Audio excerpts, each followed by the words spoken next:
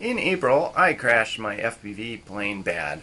I lost the radio while I was about a mile away, and although I've got the plane back together, I realized it would take $1,000, maybe even $2,000 to get a decent radio and get reliable to do what I wanted with the FPV flying.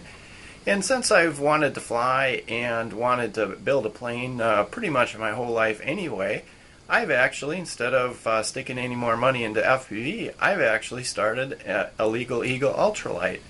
So stay tuned. I'll show you the progress that I have on it so far. Well, I've had a few people interested in hearing about my progress on building my airplane. So here we are, located in a horse barn somewhere in the Oshkosh, Wisconsin area. Funny that I settled in Oshkosh. I've been there many times as a kid. Now I ended up living here. And I've always said to myself that someday I wanted to actually build an airplane. I haven't flown a real airplane for probably 35 years or so. Don't have my pilot's license yet, but if I get that far, we'll figure that out. This is going to technically be an ultralight anyway, but it's always obviously a good idea to know how to fly before you actually try and fly it.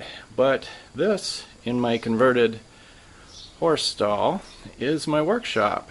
I've spent quite a bit of time over the last month or so setting up this workshop, and I really like it. I can come down here for just an hour or two at a time and just leave everything sit without having to put everything away. And this is so far my rib construction jig. So far I've used some pretty low-tech tools, just hand saw and scissors. It's been pretty much all the tools I've used so far. Ultimately it should look something like this drawing. And of course I gotten a lot of use out of a drafting ruler I bought probably 35-40 years ago for a high school drafting class.